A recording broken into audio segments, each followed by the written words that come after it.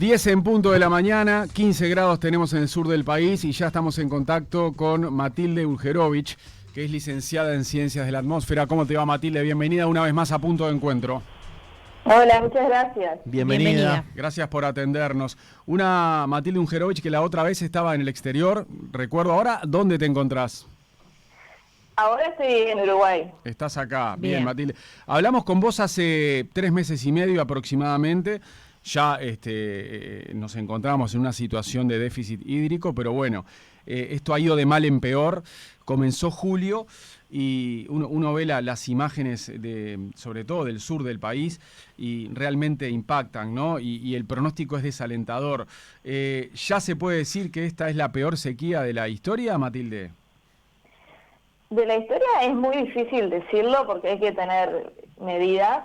Lo que sí se sabe es que en los últimos 50, 53 años específicamente, no ha habido sequías tan intensas, tanto en duración como en intensidad. Uh-huh.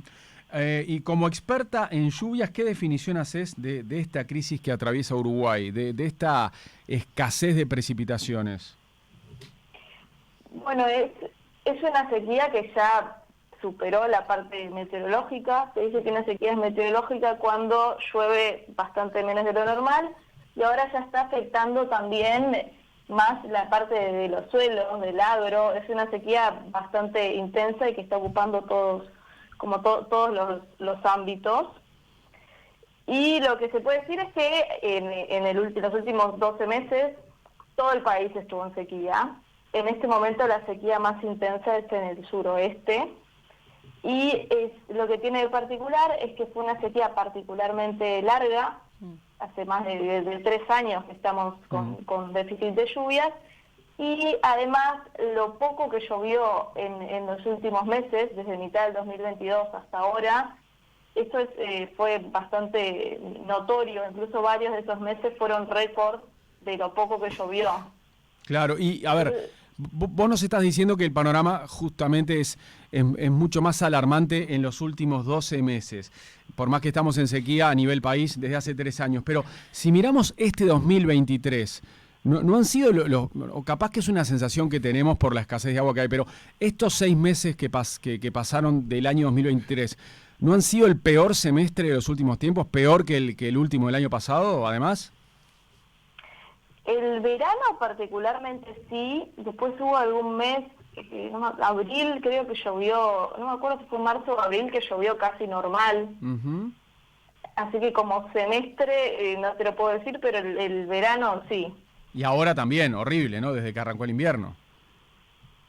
Sí, hubo un mes puntual, que no estoy segura de si fue capaz que fue abril, sí. Además la lluvia vendrían recién por septiembre, o sea que en realidad el panorama sigue siendo bastante similar a lo que estamos narrando. Mira, este miércoles y jueves hay un pronóstico de lluvia, que no digo que va a solucionar el tema, pero un poquito siempre ayuda. Y después, por otro lado, ya estamos con el fenómeno Niño, que ese es un fenómeno que sucede son unas anomalías de temperatura por encima de lo normal en el Océano Pacífico ecuatorial, y lo que hace es mandarnos ciertas señales que se llaman teleconexiones, y terminan favoreciendo que en nuestro país, por lo menos en primavera y verano, llueva por encima de lo normal. Ahí está, recién. Entonces sí, se está esperando que más o menos en agosto empiece a llover más de lo normal, y quizás a fin de la primavera volver a una situación normal en cuanto a las reservas de agua. Mirá, ¿y cuánto debería llover para volver a una situación de normalidad con el agua? ¿Cuánto debería llover? Y por lo menos 3 meses de lluvia normal o por encima de lo normal. Estoy hablando de más o menos 400 milímetros. ¿Y ahí hablamos de cuántos mensuales? ¿Cómo, perdón? 400 mensuales. No. Ah, en total. En acumulado trimestral. O sea, más o menos 3 meses con lluvia normal o por encima de lo normal, considerando que por mes llueve entre 100 y 120 milímetros acá en el sur. Y para que se pueda entender gráficamente, ¿cuánto debería llover en el mes? Por ejemplo, 2 días a la semana, 3 días a la semana, para que esto se pueda normalizar. Porque después siempre tenemos las consecuencias. Hoy estamos hablando de la sequía y de las consecuencias brutales que está teniendo bueno, en el agro y ahora en la vida de los montevideanos y canarios, pero además, después cuando llueve, hablamos de las consecuencias de la lluvia, que es la inundación. ¿Cuánto debería llover por mes, por ejemplo, en cuanto a días? Claro, es que no sería en cantidad de días. Lo que sí te digo es en acumulado, más o menos 100, 120 es lo normal. Se podría dividir no sé, en 4 eventos que tengan 30, 40 milímetros. Claro. Depende mucho también la intensidad de las inundaciones, sean más cuando llueve en una hora un montón. Por eso preguntaba el tema de los días, porque cuando llueve intensamente varios días seguidos o bueno, de corrido una semana o 4 días, ahí hablamos de las otras consecuencias, ¿no? Sí, pero hay que tener en cuenta más la intensidad y más a una escala bastante chica, o sea, si llueve mucho por hora o mucho por minuto. Bien. Matilde, te quiero preguntar a vos como licenciada en Ciencias de la Atmósfera sobre una técnica utilizada en otros lugares del mundo para inducir la lluvia en áreas que sufren sequía o falta de precipitaciones. ¿Qué países del mundo hacen bombardeo de nubes?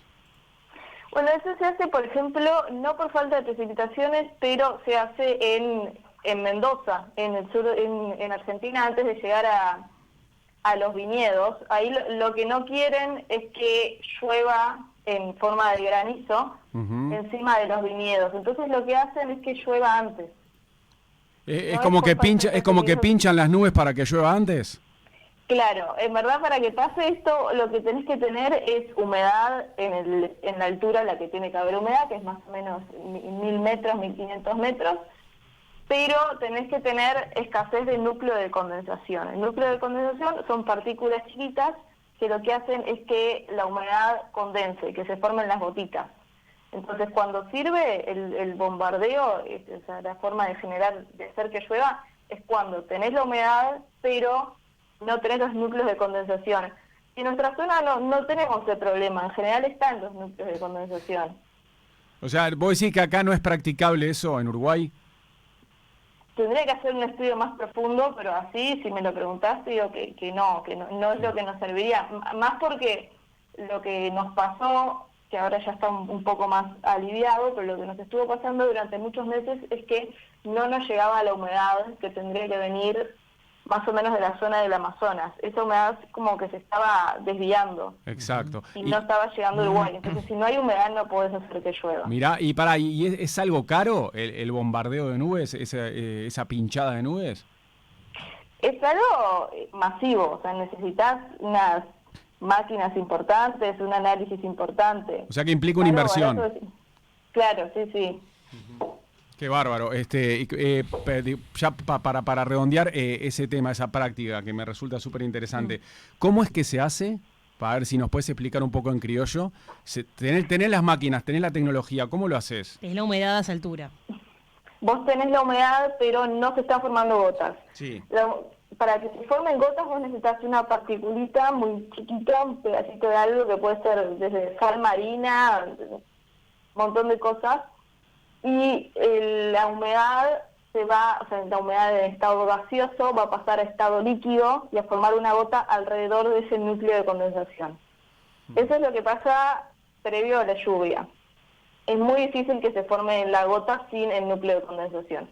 Entonces, cuando no están esos núcleos de condensación, se tira algo de plata, no me acuerdo si era cloruro de plata o algo así, una partícula de esas, que lo que hace es que la humedad en estado gaseoso pase a formar estado líquido, pase a formar gotas alrededor de ese núcleo de condensación. Y ahí tenés Increíble. la nube, y una vez que está la nube, bueno, acá viene el cuentito escolar, que la gota se va haciendo más pesada, se va chocando contra otras gotas, y se hace tan pesada que empieza a llover. Mirá. Qué bárbaro. ¿Y hay alguna forma científica, más allá de esta, hay alguna otra forma científica de hacer que llueva, que no sea la danza de la lluvia? Yo desconozco. Bien, No creo que haya o otra sea que forma. hoy por hoy acá en Uruguay no hay nada para hacer, esperar, simplemente. O sea, si tuviéramos todos los Esperar. recursos, toda la guita del mundo, todo, no hay forma tampoco. No creo que haya. ¿Y vos considerás, Matilde, que Uruguay ha hecho una mala gestión del agua en las últimas décadas? Yo en cuanto a la gestión del agua, no tengo una opinión formada porque tampoco es tan fácil acceder al dato de cuánta agua se saca. Ujú. Yo no sé si estuvimos sacando más agua que antes, por ejemplo. Ujú. Entiendo que hay una mesa donde se discute eso, y se hace un análisis de la situación hídrica formada por gente de INUMED, de OCE, de UTE, de Salto Grande, del Ministerio de Ambiente, y entiendo que ahí deberían hablar del tema. Y vos desde tu lugar considerás que Uruguay cometió algún error, o sea, que en nuestro país se cometieron errores para terminar en esta situación de hoy. Yo creo que siempre estuvimos mal acostumbrados y tuvimos mucha suerte de que nos nunca, o sea, siempre teníamos la idea de que nos sobraba el agua. Claro, nunca nos faltó. Entonces, por ejemplo, claro, y hacíamos cosas como limpiar la vereda con la manguera o, no sé, un montón de consumo de agua potable sin ponernos a pensar en eso. Si había que prever una situación que pasa tan poco, o sea, había que estar preparados para eso, no sé, ahí ya es un tema más político. O sea, para cuánto tenés que, para qué tipo de situaciones tenés que estar preparados. Tenés que estar preparado para un terremoto, que es algo que nunca pasó acá. Ese tipo de situaciones ya es algo más que me excede. Claro. Y, por ejemplo, hablando de planificar, ¿no? El expresidente del gobierno español, José María Aznar, que estuvo por Montevideo la semana pasada, fue invitado a disertar a una actividad organizada por la CAF en la Ciudad Vieja, cerca de la Plaza Independencia. Y él dijo en un momento que le preguntaron por la situación actual de nuestro país, dijo, un país no puede no tener un plan nacional de agua. Y puso como ejemplo algo que le ocurrió en España cuando él era presidente del gobierno. Ahí va. Vos que has recorrido el mundo, ¿no? Por tus estudios y por tu trabajo, ¿qué es tener un plan nacional de agua? ¿Conoces un país que sea modelo en ese sentido? Conozco países que son, no necesariamente por haber ido, ¿no? Pero países que se ubican en zonas desiertas, por ejemplo, la situación de Israel se ubica en una zona desierta y de alguna manera las canillas tienen agua potable y nunca te va a faltar agua. Uh-huh. Tienen muy regulado, por ejemplo, el tema de riego, no se riega así nomás cuando querés. Se pone un sensor que te dice cuándo se necesita el agua. Tienen mucho más cuidado y en cosas pequeñas, supongo que en las cosas más grandes también. Matilde, ¿tendría que haber una recomendación de aquí en adelante, una vez que salgamos de esta situación tan crítica del déficit hídrico, para usar el agua, por ejemplo, en uso doméstico, lavado de autos, bañar perros, veredas? Esto que vos decís, bueno, en Israel está este Plan Nacional de Agua, pero también hay una concientización distinta de quienes viven allí. Sí, el plan de riego. ¿Hay que hacer algo distinto? O sea, en el día de mañana, cuando esto termine y pase, ¿hay que tener un protocolo distinto para actuar desde las grandes empresas que también usan grandes cantidades de agua, pero también los hogares? Mira, con respecto a las grandes empresas, yo entiendo que hay necesidades mucho mayores que las del consumo doméstico, por ejemplo, en cuanto al mantenimiento de los servidores, de las grandes computadoras, o que para enfriar necesitan agua. Eso no sé si hay forma de reducirlo. Uh-huh. Y por otro lado están las cosas típicas, no sé, antes de lavar el auto, mirar el pronóstico, porque de repente lavas el auto y al otro día te llueve y no tiene sentido, o lo mismo con la vereda, no lavar la vereda con agua y menos cuando hay pronóstico de lluvia. Como ponerle más atención al pronóstico, ese sería mi consejo para... Claro, más cultura ciudadana en ese sentido, ¿no? Más responsabilidad de la gente.